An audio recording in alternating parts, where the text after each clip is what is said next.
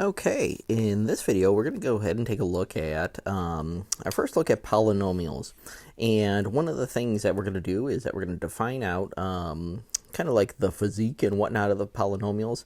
And we're also going to go ahead and take a look at the end behavior of polynomials almost specifically. Okay, so let's go ahead and take a look at where this is going to lead us. Okay, so what we were planning to do and what we are going to do is that what are the basic characteristics of polynomial graphs?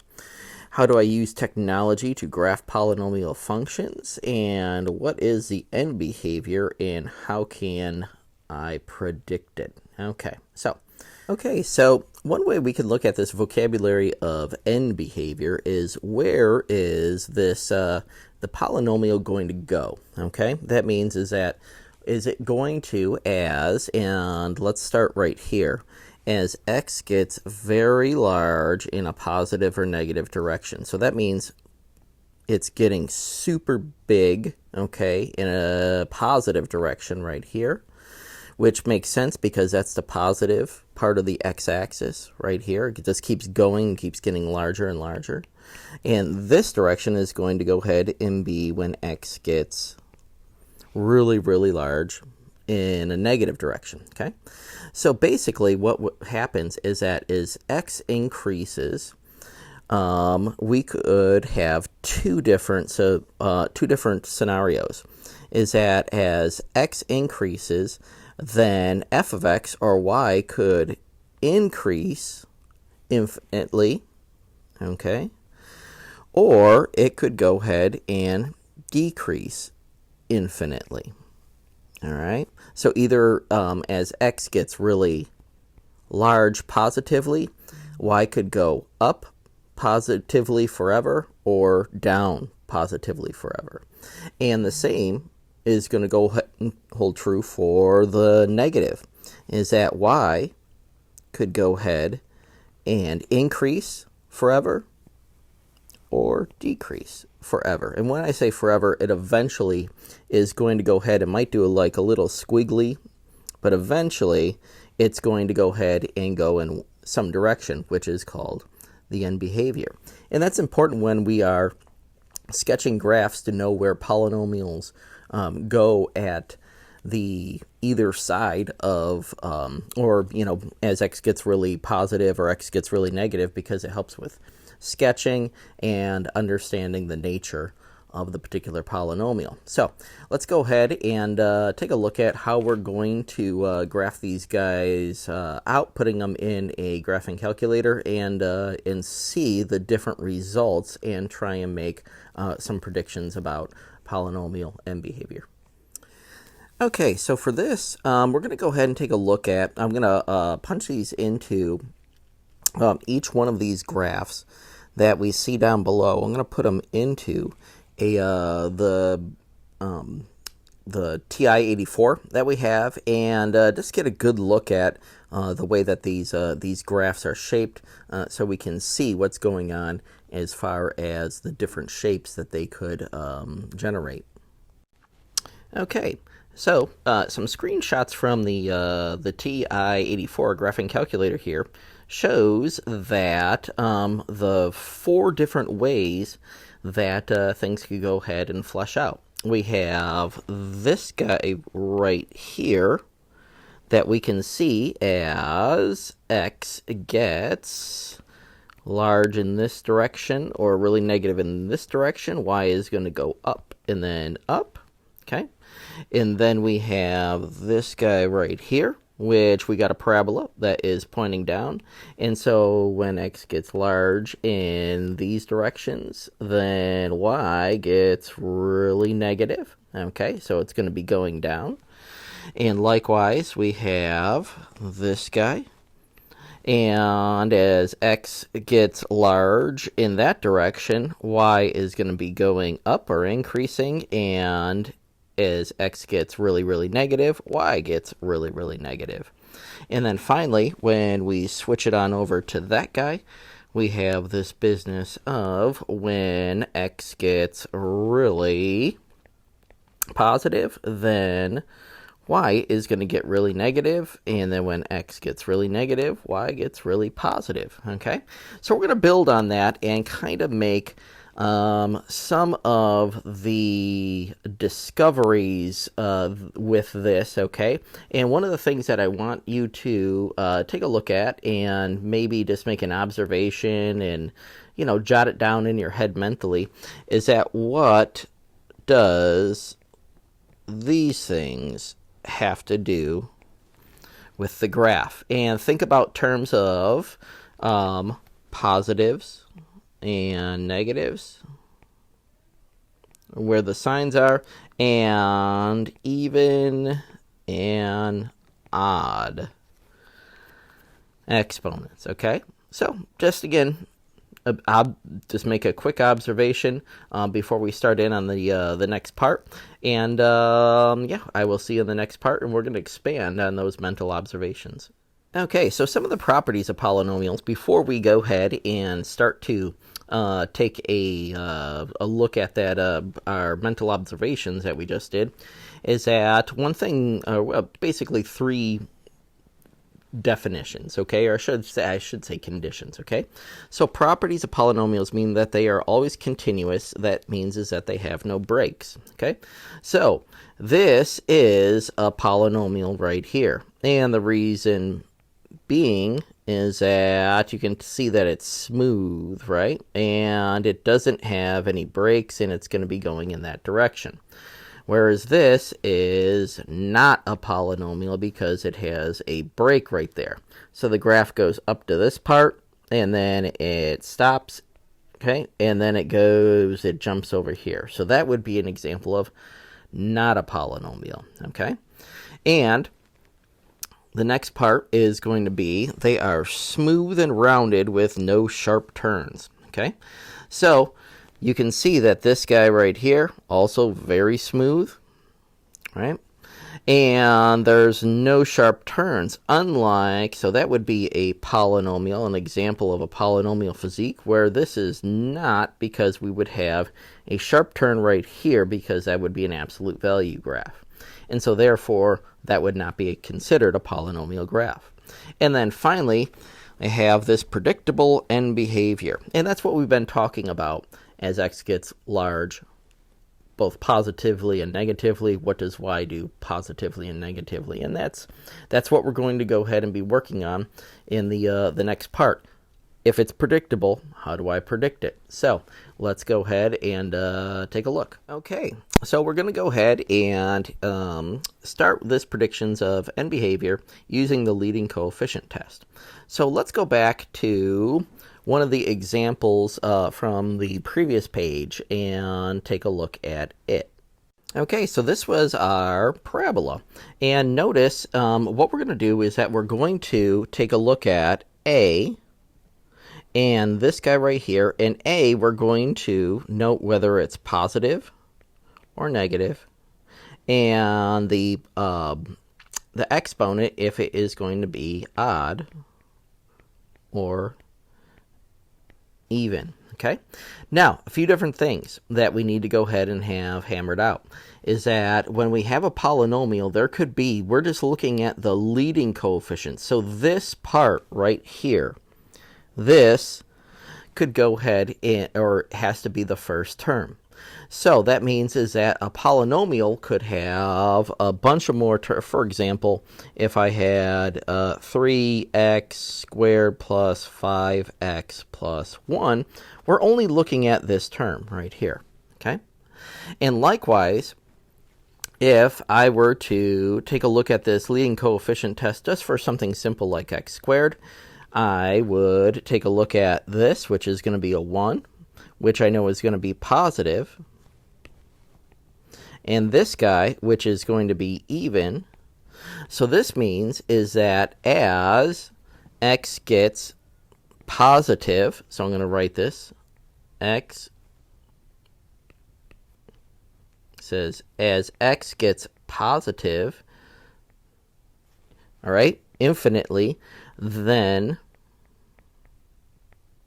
y is going to get positive infinitely. Okay? And likewise, as x gets negative infinitely,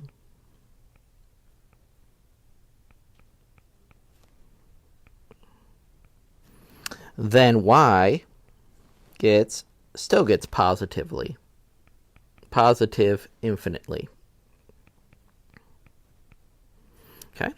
And just to go ahead and sum things up, this is the notation that we're going to use right here. So as x does something, okay, it's either going to get really large, positively or negatively, then y is going to do something, either get positively or negatively large. Okay, so what we're looking at is, the reason why I picked that box is that we have a is positive, okay? So we got a is positive. I keep doing the wrong thing here. A is positive right here. So the leading term is positive, and the exponent or power is going to be negative, okay? And it only counts for the very, very first one. So let's go ahead and take a look at the next one, which is going to be this box right here. Okay, so the next one right here, we can see that this is going to be negative and this is going to be positive. And again, we could have many terms after that, but we're only looking at the first term, and assuming that this is the first. Well, right now it's the only term, but which would make it the first as well. So let's go ahead and take a look. Is that as x gets really positive,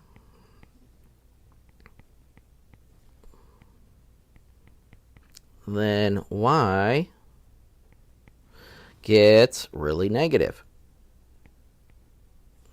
And as x gets really negative, okay, going in this direction, then y gets really negative as well. Okay, and that's putting together the two pieces that the leading coefficient is negative and this is even. So that's reasons why we'd have a, the first part is negative, and n is even. Okay, and so let's go ahead and take a look at the next one. Okay, so here we are with the next part, where we can see that a is going to be positive and this is going to be odd. Okay, and so we're going to be putting this in this box right here. Okay, and our predictions are, as x gets really positive, then y gets really positive. Okay, and as x gets really negative, then y gets really negative, like that. Okay, and that's how another possibility. So we can see that each one of those things that are highlighted in each box are going to be slightly different. Okay, and so the last one is going to look like this guy right here. Okay, and we have this part where we're going to have the a is going to be negative, and this is going to be odd, so that is our last scenario right here. And we can see that as x gets positive, then y gets really negative.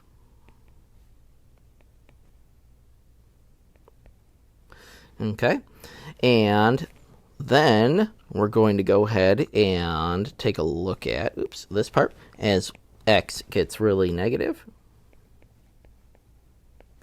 then y gets really positive in that direction. And that's the last thing that the graphs can do. Okay?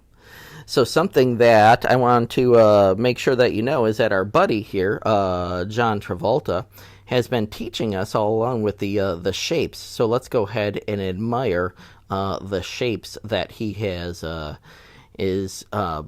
applied in the disco era that had to do with polynomial behavior.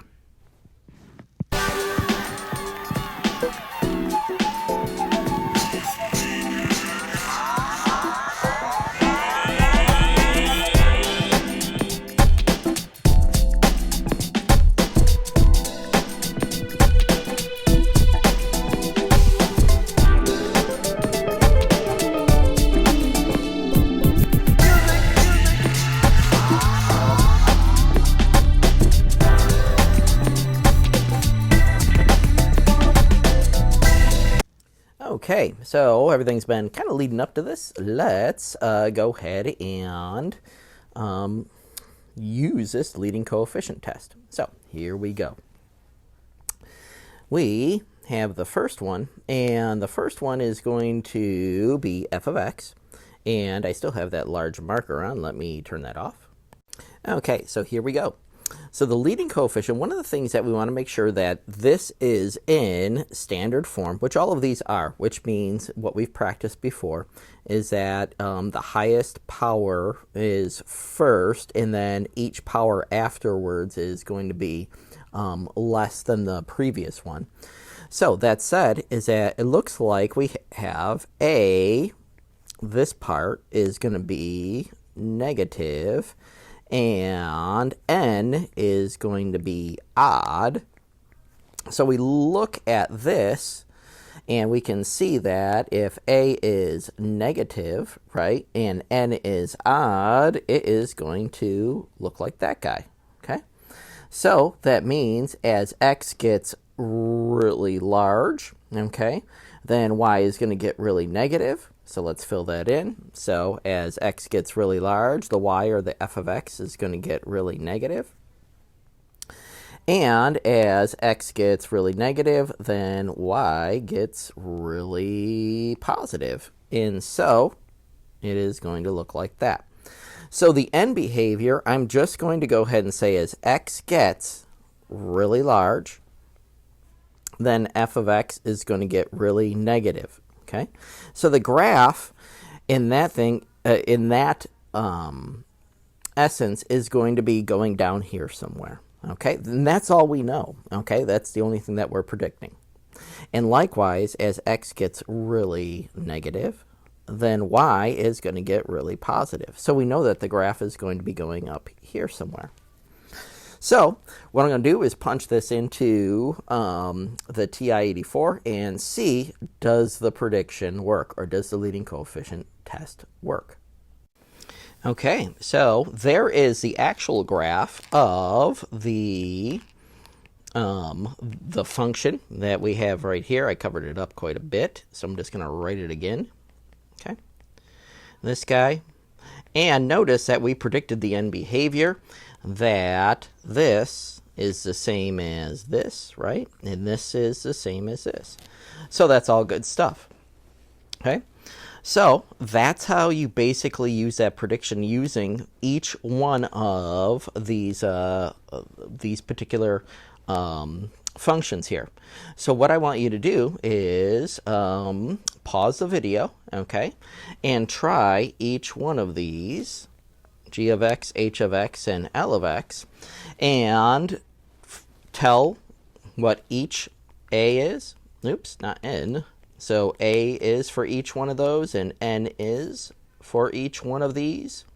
And then use the chart that we made in the last slide, or in the last page of your notes there, to go ahead and make the prediction just like we did right here. Okay? So I'm going to ask you to pause the video, give it a try, and then check your answers. Okay, so here are the results that I got, and notice that each one of these is that it has the predictions of, and I like when I use these guys right here, it tells me which way that is going to go ahead and go. But you can see that as x gets negative and x gets positive, then we're going to have the y's being positive, okay? And then we have negative, as x gets negative, then it's going to get negative right here. As x gets really positive, it gets negative by that coefficient test. And likewise, as x gets negative here, then we get a negative there. Okay, y is going to get real negative. And as x gets positive here, then y is going to get positive here. So that's how we do the leading coefficient test and how we use it, and how we're going to go ahead and we check our predictions using technology. So we're going to be working with polynomials in the near future, sketching them out, and be using this as a guideline to how our polynomials are going to finish up. So where they go, that is. So I will see you in those next videos.